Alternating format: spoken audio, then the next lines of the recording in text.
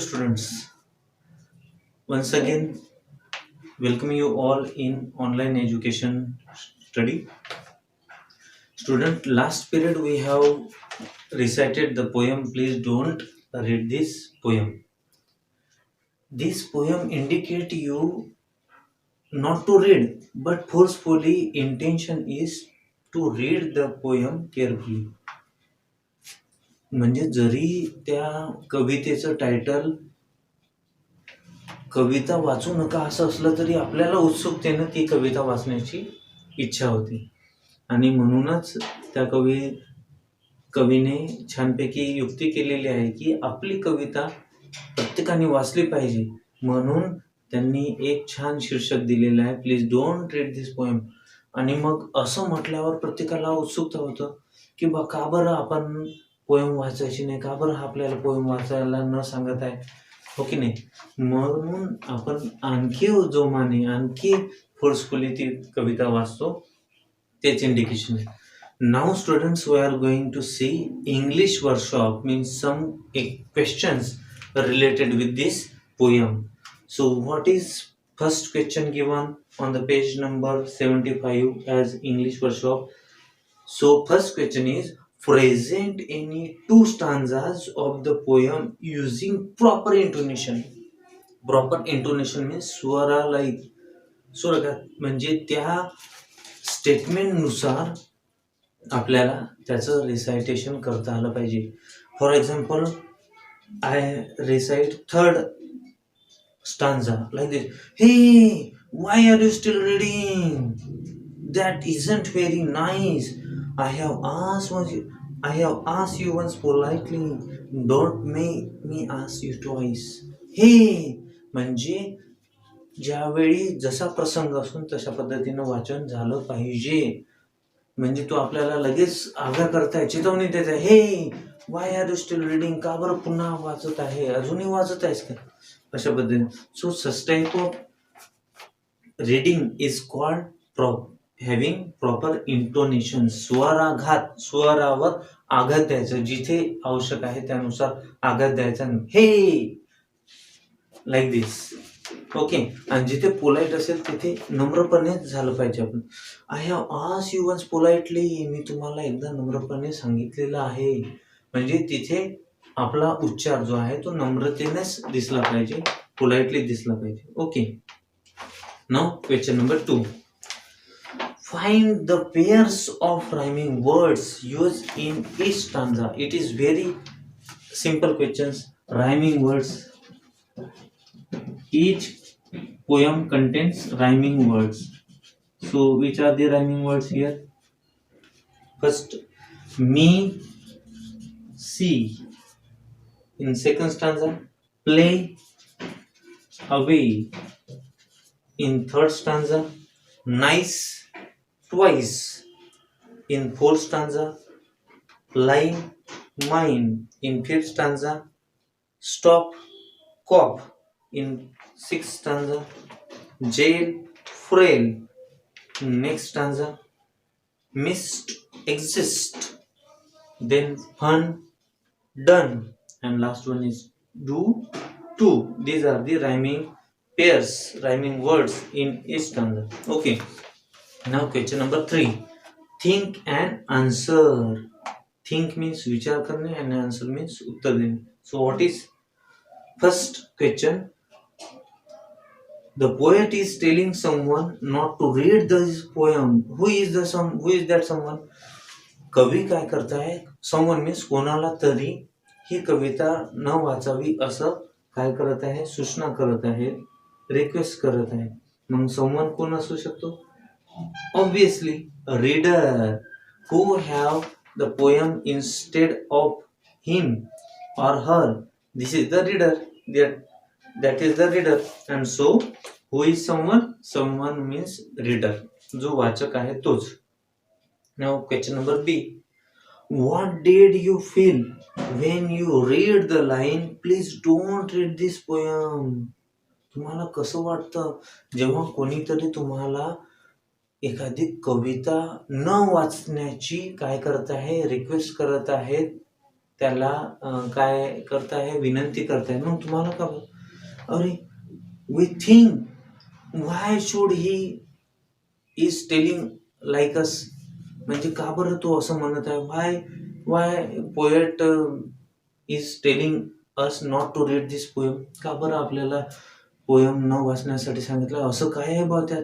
We encourage curiosity, we develop curiosity. why does he tell us like not to read this poem, का बरं हा असं सांगत आहे. आणि while developing curiosity we forcefully go to that things, we forcefully go to read that poem. आणि मग काय होतं की हा का बरं असं सांगत आहे असं म्हटल्यावर आपली आणखी उत्सुकता होतं की आपण ती पोयम वाचलीच पाहिजे. Now question number C, does the poet really want you to stop the reading the poem? पोएटला असं वाटतं का की आपण जी कविता वाचायला सुरुवात केली ती थांबवली पाहिजे, वाचणं थांबवलं पाहिजे असं वाटतं का? No, his intention is to read the poem entirely, पूर्ण पोयम वाचली पाहिजे असं त्याला वाटतं, मनातून वाटत आहे.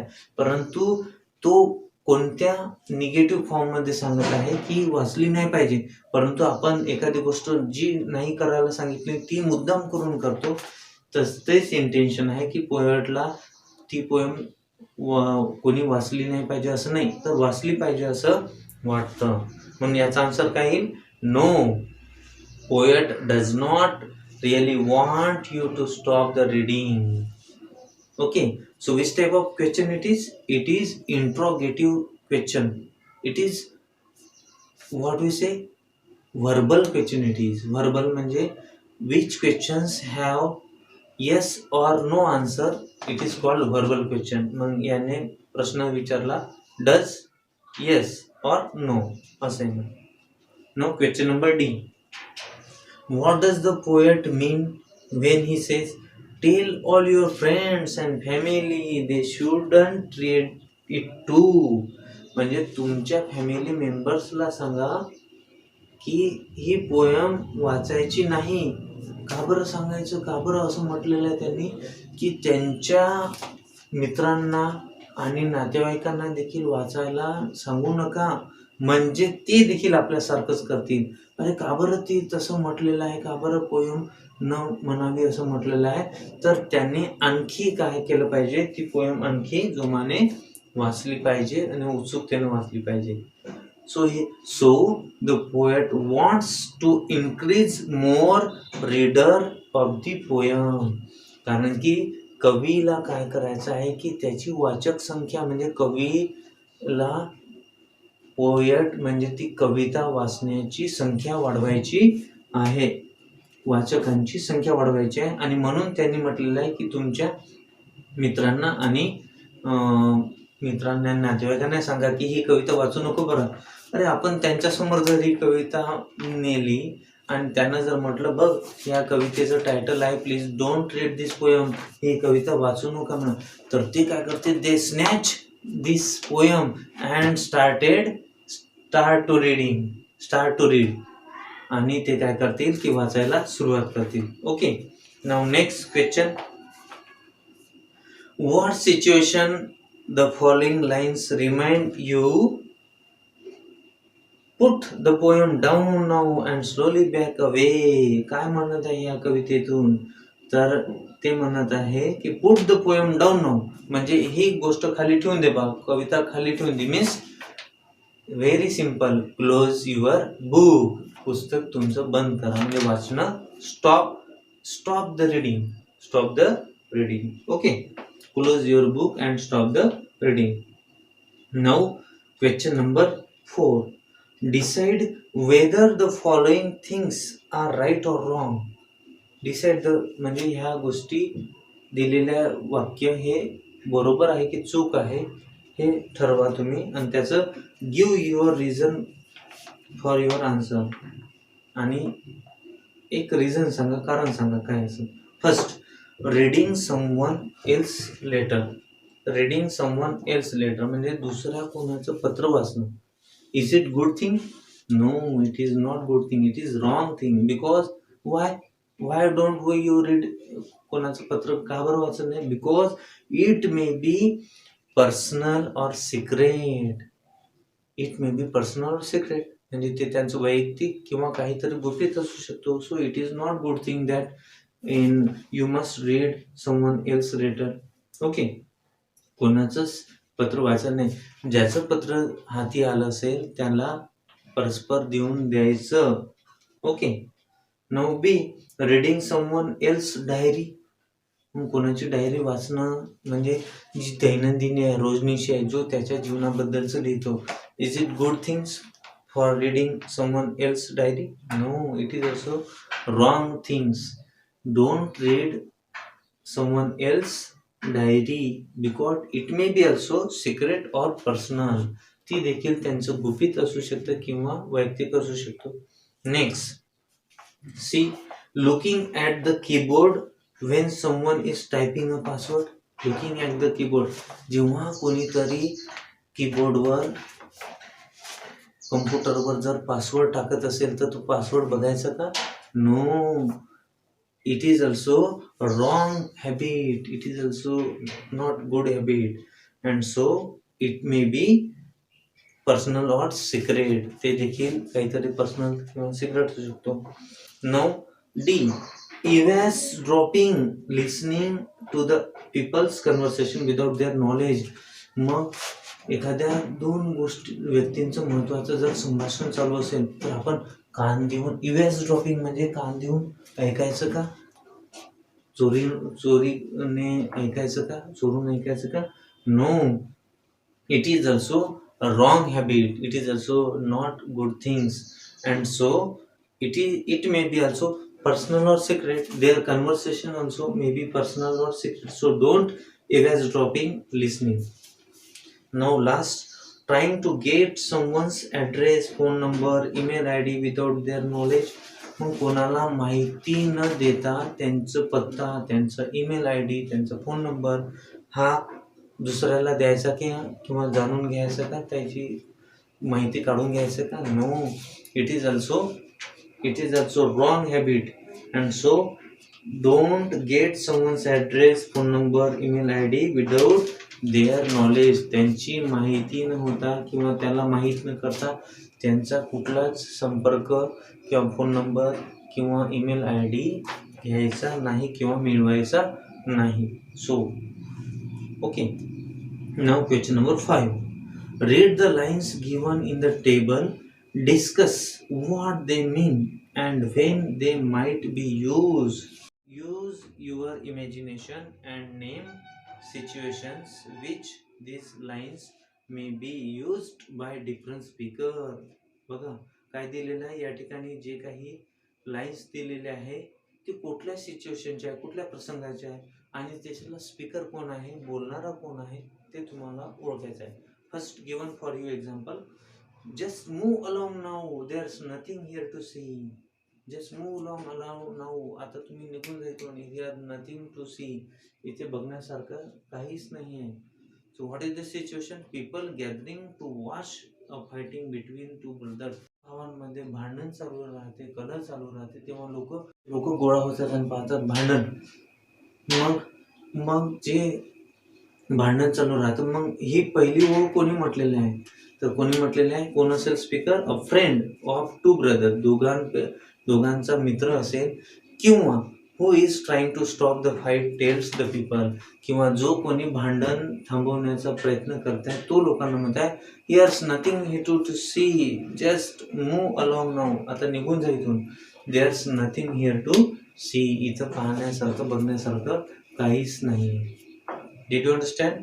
Now next lines given. I have asked you once politely, don't make me ask you twice. बघा मी एकदा तुम्हाला सांगितलेलं आहे, पुन्हा देखील मला सांगण्याची गरज पडू देऊ नका. तर असं कोण म्हणत असेल? Try to think situation at home. Yes, correct. Your mother is forbidding you not to do that thing.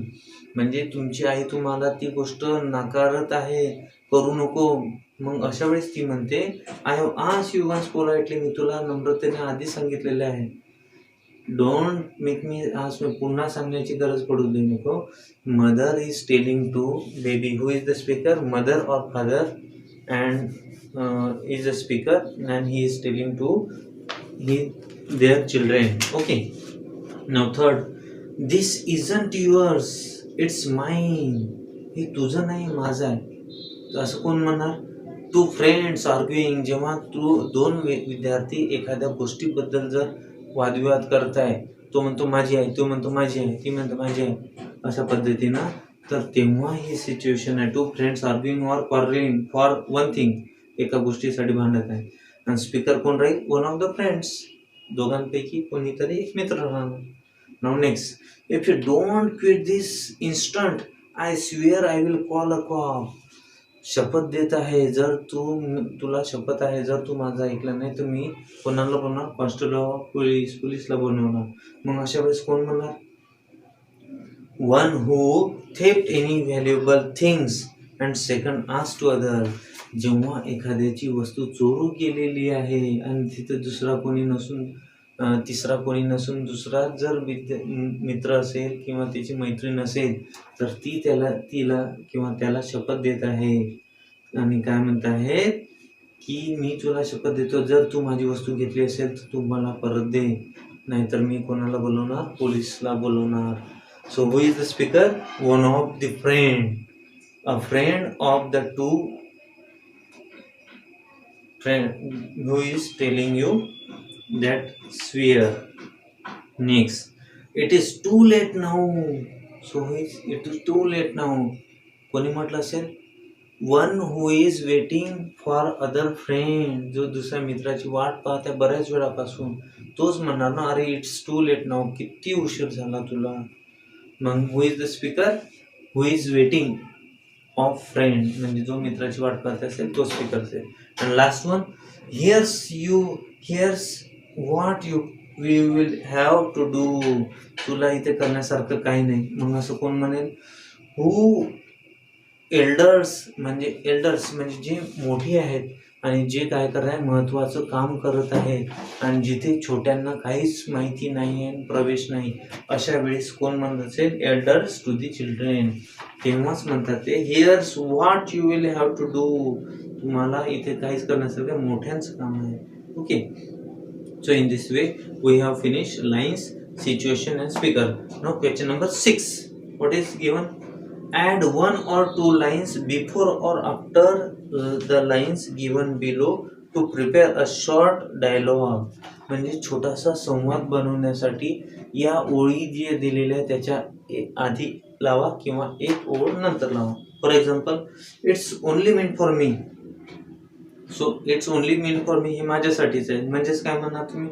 Please don't take this box, असं म्हणू शकतो. Please don't take this box, हा कृपया करून हा डब्बा घेऊ नका, कारण की हा कोणाचा आहे? माझा आहे, असे म्हणू शकतो आपण. Second, that isn't very nice. That isn't very nice, हे चांगलं नाही आहे. म्हणजेच काय आहे? इट इज व्हेरी डर्टी, ते खराब आहे. Now third, you really have to stop it. You really have to stop, तुला खरोखर थांबवावं लागेल. काय? Don't quarrel with each other, तुम्ही एकमेकाशी भांडू नका. You have to stop it. ते एकतर पुढे आधी म्हणा किंवा नंतर म्हणा. देअर्स ओनली वन सोल्युशन, इथे एकच फक्त समाधान आहे किंवा त्याचं निराकरण आहे. सोल्युशन मीन निराकरण किंवा त्याचं उत्तर. How can we solve it, असं म्हणू शकतो. How can we solve it, मग answer it. There's only one solution, एकच पर्याय आहे. किंवा असं म्हणू शकतो, फाइंड इट सोल्युशन, त्यानंतर there's only one solution and उत्तर काय म्हणणार? व्हॉट इज द सोल्युशन, काय आहे बघ सोल्युशन, असं म्हणते. Now next question number 7, find all contracted forms use in the poem. Contracted means संक्षिप्त केलेले. So what is contracted form? संक्षिप्त केलेले. Do plus not means don't. Okay, will plus not, these two words contracted as a won't.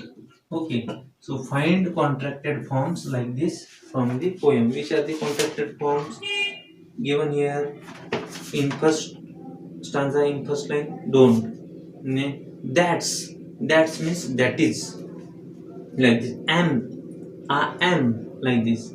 Then again don't here. Isn't means is not. Then am also. It's means it is. So in this way you have to find out contracted from the poem. Now students, it is given language study on the page number 76. Questions with be and have. Be means to be, to be form, to be. So which are the am, is, are, was, where? These are the be, like this. Okay, and have form given there means it is when you ask questions with the help of am, is, are, was, where, have, had, can, could, may, might, like this. So these questions are called interrogative questions. Interrogative. And which type of question these are? These are verbal questions. And if there are verbal questions, its answer should be yes or no. अशा पद्धतीनं व्हर्बलने जेव्हा प्रश्न विचारले जातात, verbal म्हणजे सहाय्यकारी क्रियापदाने, helping वर्बने, modal auxiliary वर्बने जेव्हा प्रश्न विचारले जातात, तेव्हा त्या प्रश्नाचे उत्तर कोणते येणार? ओनली येस और नो. येस किंवा नो चे येणार उत्तर. It is called verbal question. Verbal. There are two type of questions. First one is WH question, WH ने विचारले जाणारे प्रश्न.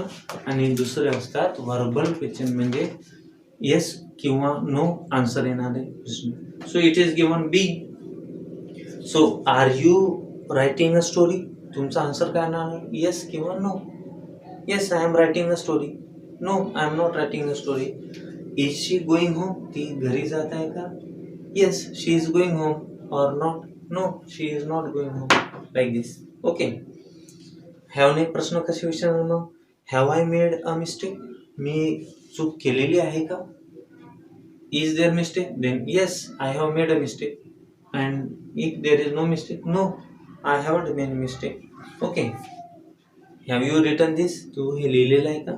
तुमचा आन्सर आहे yes किंवा no. Okay. In this and above and below this verbal question, these are given WH questions. There are two type of questions. First one given verbal question. Verbal question चा answer काय राहणार? Yes किंवा no. आणि जे दुसरे दिलेले आहे WH question, WH क्वेश्चनचा आन्सर राहणार one sentence or one word. Where are you going? I am going to school. पूर्ण वाक्यात आलं होतं. What is she painting? She is painting a door. असं आहे ना, अ वर्ड आहे ना. What you have drawn? तू काय काढलेलं आहे? I have drawn a image of sparrow. Why has he come? तू का आलेला आहे? He came to bring a basket और tiffin. Okay. So you must know the type of questions. First one is verbal question and second one is WH question. Okay. WH question's answer is a word or a sentence. आणि याचा answer कसं राहणार? Yes और no. Yes और no. You can understand? Now in this way student we have finished our English workshop and language study also. So best luck for your study. Try to write each and every questions carefully in your notebook. Okay. So have a good day. We will meet you again in next period. Okay.